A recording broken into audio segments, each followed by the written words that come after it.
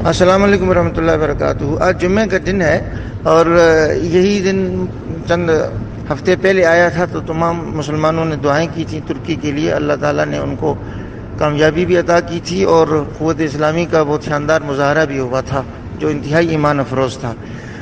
آج پھر جمعہ کا مبارک دن ہے۔ تمام مسلمانوں کو چاہیے کہ وہ دو مقاصد کے لیے دعا کروائیں۔ ایک تو ہالینڈ کی حکومت کی طرف سے گستاخانہ خاکوں کی نمائش کا اعلان کیا گیا ہے تو اس کے خلاف آواز اٹھائیں اور ان کی ناکامی اور مسلمانوں کی کامیابی کے لیے دعا کریں۔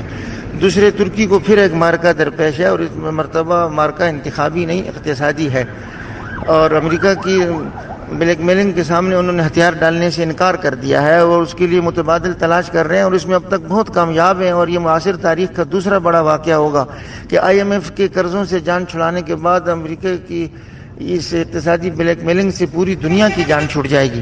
لہٰذا تمام ائمہ کرام دعا بھی کروائیں اور تمام مسلمان ان دونوں مقاصد کے لیے دعا بھی کریں، عملاً بھی کچھ کریں۔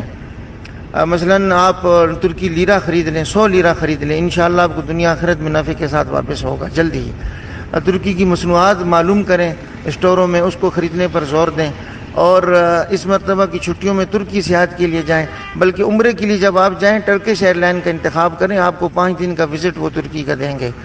اور اس کے علاوہ سوشل میڈیا پر آپ کچھ بھی ترکی کے حق میں 1-2 کلمات لکھ دیتے ہیں تو ان کی حوصلہ افزائی ہوتی ہے اور قوت اسلامی کا مظاہرہ ہوتا ہے، اس پر بھی انشاءاللہ بہت بڑا اجر ہے۔ اور اگر یہ دوسری مہم کامیاب ہو جاتی ہے، IMF کے قرضوں سے جان چھڑانے کے بعد ڈالر کی بلیک میلنگ سے بچنے والی، تو پوری انسانیت نجات پا جائے گی اس موجودہ اس سامراجی نظام کی جکڑ بندی سے نجات پا جائے گی انشاءاللہ تعالی۔